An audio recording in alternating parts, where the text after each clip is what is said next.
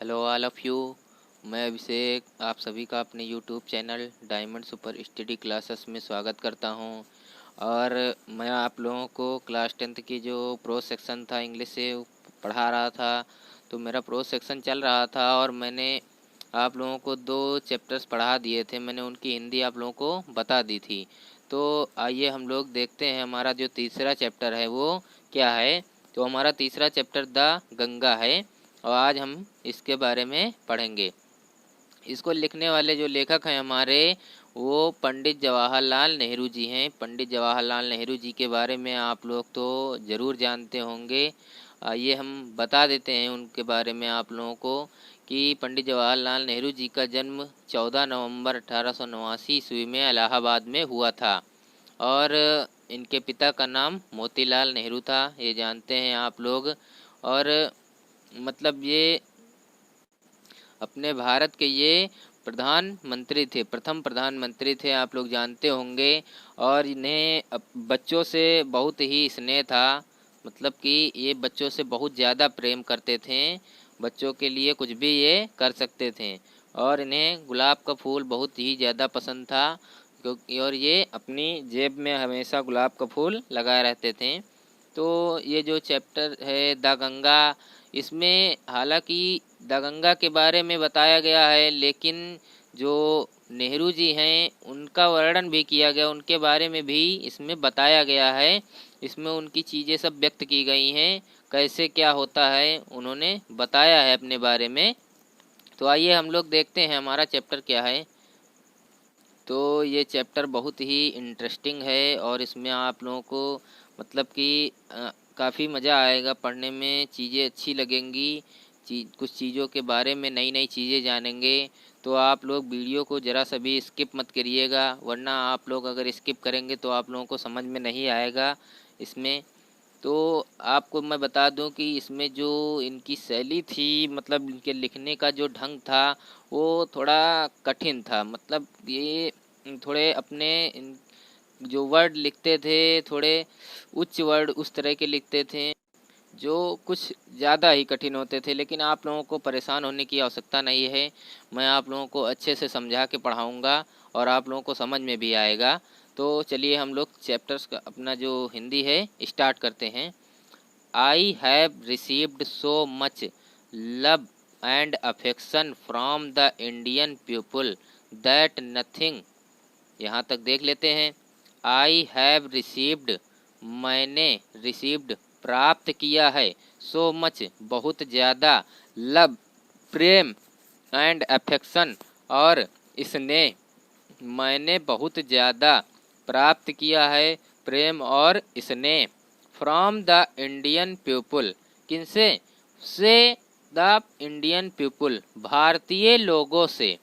मैंने भारतीय लोगों से बहुत ही ज़्यादा प्रेम और स्नेह प्राप्त किया है। That nothing that I can do can repay even a small fraction of it. That nothing, जिसका कुछ भी नहीं, दैट आई कैन डू, जिस डू कैन रिपे, जिसका कुछ भी नहीं वापस कर सकता हूँ, रिपे वापस कर सकता हूँ, even a small fraction of it, यहाँ तक कि एक छोटा फ्रैक्शन भाग या अंश ऑफ इट, इसका। मतलब कि जो मुझे भारतीय लोगों से प्रेम और स्नेह मिला उसका मैं एक छोटा सा भी अंश उनको वापस नहीं कर सकता हूँ, मैं उन्हें अदा नहीं कर सकता हूँ। And indeed there can be no repayment of so precious a thing as affection, और वास्तव में देयर कैन नो रिपेमेंट, इसे चुकाया नहीं जा सकता है। There can no repayment, repayment मतलब चुकाना, और इसे वास्तव में चुकाया नहीं जा सकता है, किसे? Of so precious a thing as affection, ऐसी प्रीसियस बहुमूल्य ए थिंग वस्तु, ऐसी बहुमूल्य वस्तु एज अफेक्शन, जैसे क्या? स्नेह, लगाव। जैसे स्नेह जो इतनी बहुमूल्य वस्तु है, इतनी प्रीसियस वस्तु है, उसे वापस भी नहीं किया जा सकता, मतलब चुकाया भी नहीं जा सकता है। यही नेहरू जी के कहने का अर्थ है यहाँ पे। मैनी हैव बीन एडमायर्ड, बहुतों की प्रशंसा हुई। एडमायर्ड मतलब प्रशंसा, बहुतों की प्रशंसा हुई या फिर बहुतों की प्रशंसा की गई। Some have been reward, some have been revered, some have been revered मतलब कि उसमें से कुछ का सम्मान भी किया गया, मतलब कुछ को सम्मानित किया गया। But the affection of all classes of the Indian people has come to me in such abundant. यहाँ तक देख लेते हैं। बट द अफेक्शन लेकिन लगाव, लेकिन जो लगाव है, ऑफ ऑल क्लासेस सभी श्रेणियों का, या फिर श्रेणी कह लें, क्लासेस मतलब यहाँ जाति भी कह सकते हैं, सभी वर्गों भी कह सकते हैं, सभी वर्गों का जो स्नेह है, ऑफ द इंडियन पीपुल भारतीय लोगों में जो भारतीय लोग हैं उनका जो स्नेह है सभी वर्गों का, has come to me in such abundant measure that, has come to me मुझे मिला है, मुझे मिला है। इन सच एबंडेंट, इन सच एबंडेंट मतलब ऐसी या इतनी, एबंडेंट अधिक, मीजर मात्रा, इतनी अधिक मात्रा में मुझे जो जो भारतीय लोगों से स्नेह मिला है। That I have been overwhelmed by it, जिसे आई हैव बीन जिससे कि मैं ओवरवेल्म्ड मतलब कि बहुत ही खुश हो गया हूँ, बाय इट इसके द्वारा।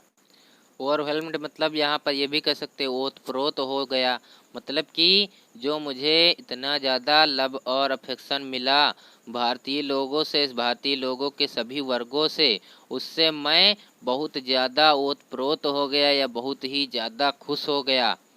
I can only express the hope, मैं केवल, आई कैन मैं सकता हूँ या मैं केवल एक्सप्रेस व्यक्त कर सकता हूँ, द होप आशा को, मतलब जो मेरी आशा है मैं उसको सिर्फ व्यक्त कर सकता हूँ।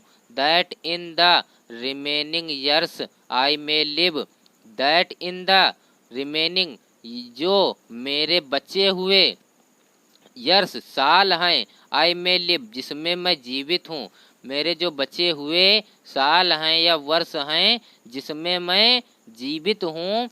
I shall not be unworthy of my people and their affection, मैं नहीं होना चाहता हूँ या फिर नहीं होऊंगा अनवर्दी अयोग्य ऑफ माई पीपुल, अब मेरे लोगों के लिए, मेरे लोगों के लिए, एंड देयर अफेक्शन और उनके स्नेह के लिए।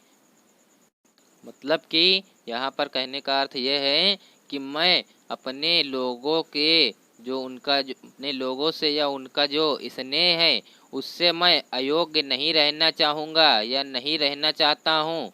और जो मैं सिर्फ मेरे जो बचे हुए साल हैं जिसमें मैं जीवित हूँ, मैं केवल अपनी आशाएं व्यक्त कर सकता हूँ, अपनी आशाएं व्यक्त कर सकता हूँ कि कितना ज़्यादा मुझे उन लोगों से या भारतीय लोगों से प्रेम और स्नेह मिला मुझे।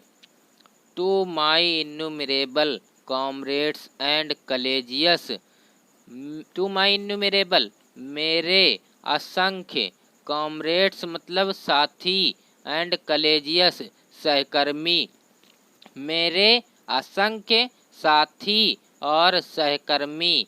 आई owe an deep even deeper depth of gratitude, I owe मैं ऋणी हूँ, इन एन इवन यद्यपि मतलब यहाँ तक के, डीपर गहराई से, मैं ऋणी हूँ गहराई से, डेप्थ ऑफ ग्रेटिट्यूड मतलब डेप्थ मतलब कर्ज, कर्ज में डूबा हुआ हूँ, ऑफ ग्रेटिट्यूड उनकी कृतज्ञता का, मैं उनकी कृतज्ञता का बहुत ज़्यादा ऋणी हूँ, बहुत गहराई से ऋणी हूँ या फिर कर्ज में डूबा हुआ हूँ।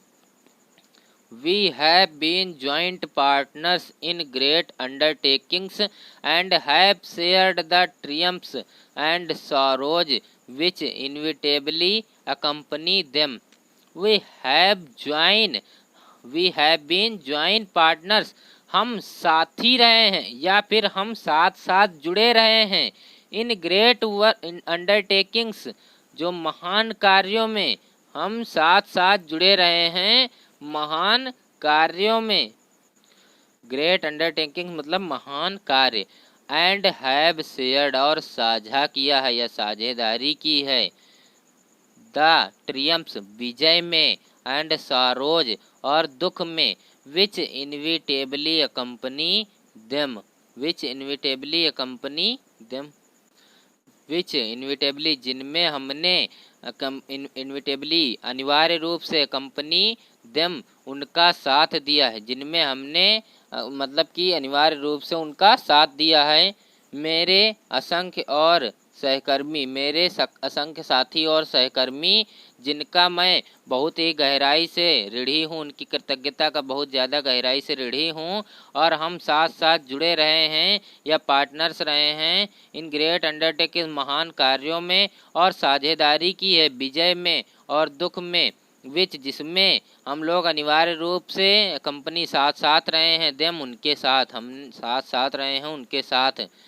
When I die, जब मैं मरूं, I should like my body to be cremated. I should like, मैं पसंद करूँगा, my body, मेरे शरीर को या मेरे शरीर का, to be cremated, दाह संस्कार किया जाए। मैं जब मरूं तो मुझे ये पसंद रहेगा कि मेरे शरीर का दाह संस्कार किया जाए। If I die in a foreign country, यदि मैं मरूं इन ए फॉरेन कंट्री, विदेशी देश में, या फिर यदि मैं विदेश में मरूं, माई बॉडी, मेरे शरीर को, शुड बी क्रिमेटेड देयर, वहीं पर दाह संस्कार कर दिया जाए, मेरे शरीर का वहीं पर दाह संस्कार कर दिया जाए। एंड माई एसेसेंट टू इलाहाबाद, और मेरी राख को भेज दिया जाए। कहाँ? इलाहाबाद, मेरी राख को इलाहाबाद भेज दिया जाए। A small handful of these ashes should be thrown in the Ganga. A small handful, एक मुट्ठी, एक छोटी मुट्ठी, ऑफ दीज, उसमें के, ऑफ दीज एसेस, जो राख है उसमें से एक छोटी मुट्ठी, शुड बी थ्रोन, फेंक दी जाए, शुड बी थ्रोन, फेंक दी जाए, इन द गंगा, गंगा नदी में। कहाँ? गंगा नदी में मेरी राख का एक मुट्ठी फेंक दिया जाए। एंड द मेजर पोर्शन, और जो बचा हुआ भाग है, और जो मुख्य भाग, जो बचा हुआ भाग है, of them disposed of in the manner indicated below. And major portion, और जो बचा हुआ भाग है उसको किस प्रकार से ख़त्म किया जाए या फिर उसको कैसे निपटाया जाए, वो of in the manner indicated below, वो सारे तरीके इंडिकेटेड बिलो, नीचे प्रदर्शित किए गए हैं, वे सारे तरीके नीचे प्रदर्शित किए गए हैं। No part of these ashes should be retained or preserved, कोई भी भाग ऑफ दीज एसेस, मेरी राख का या फिर उस राख का कोई भी भाग, शुड बी रिटेन्ड, संरक्षित न रखा जाए या फिर बचा कर न रखा जाए, आर प्रिजर्व्ड, सुरक्षित न रखा जाए, मेरी राख का कोई भी भाग बचा कर या सुरक्षित न रखा जाए, ये मेरी इच्छा है, ये मेरी इच्छा है। एक बार फिर से देख लेते हैं। जब मैं मरूं तो मुझे पसंद रहेगा या मैं पसंद करूंगा कि मेरे शरीर का दाह संस्कार किया जाए, अंतिम संस्कार कर दिया जाए। और यदि मैं विदेशी देश में मरूं तो मेरी मतलब शरीर का वहीं पर दाह संस्कार कर दिया जाए और मेरी राख को इलाहाबाद भेज दिया जाए।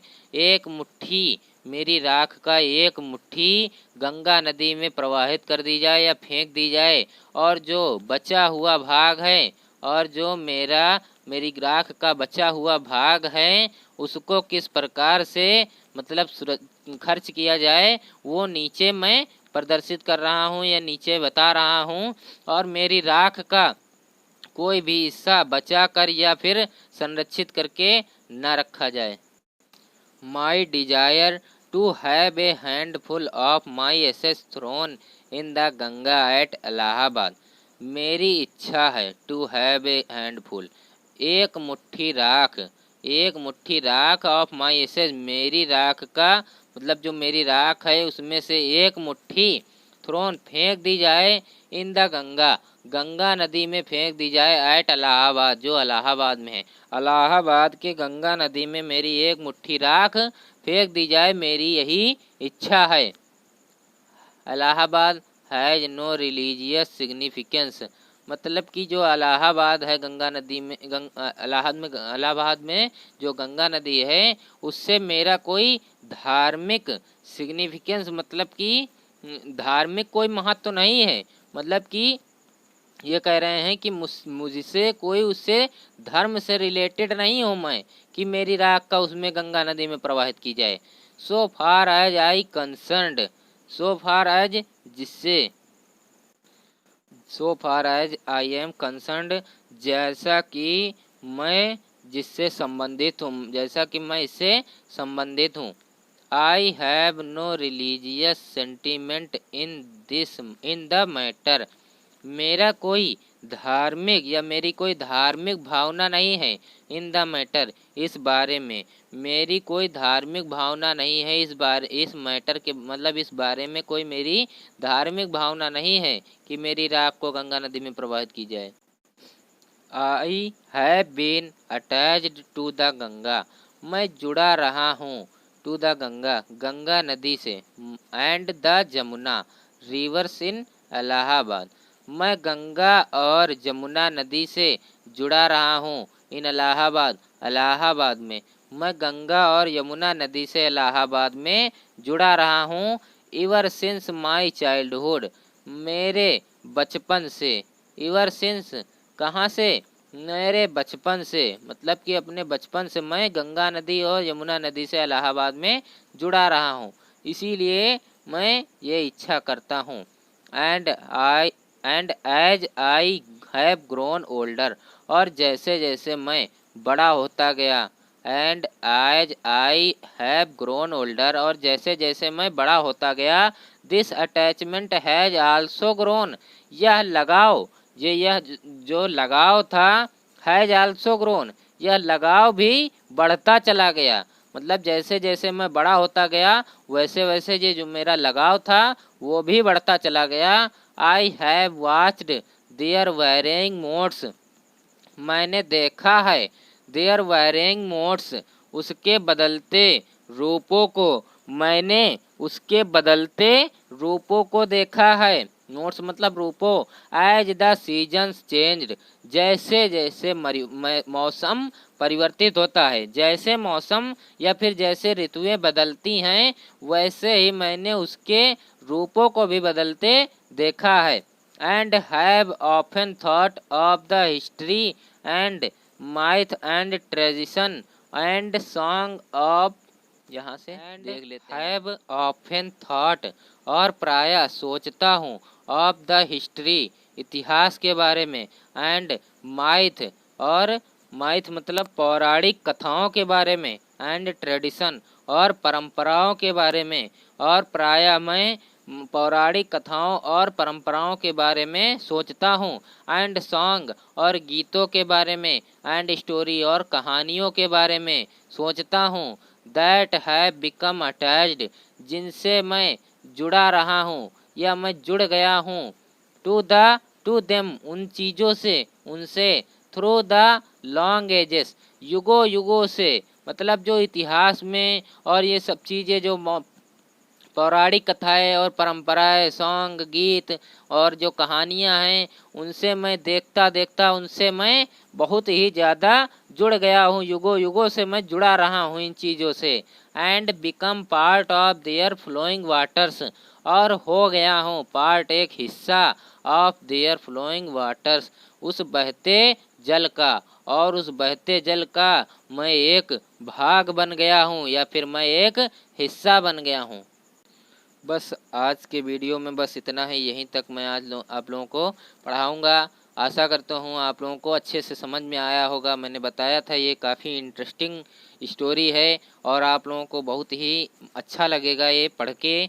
और कुछ चीज़ें बड़ी चीज़ें मतलब जो पुरानी चीज़ें हैं उन चीज़ों के बारे में पता चलेगा आप लोगों को। तो अगला जो वीडियो रहेगा वो आगे का पार्ट पढ़ाऊँगा मैं। ये देखिए मैंने 1 और 2 पढ़ा दिया है, इसके बाद 3, 4, 5 है, वो मैं अगले वीडियो में आप लोगों को पढ़ाऊँगा। तब तक आप लोगों को इंतज़ार करना पड़ेगा।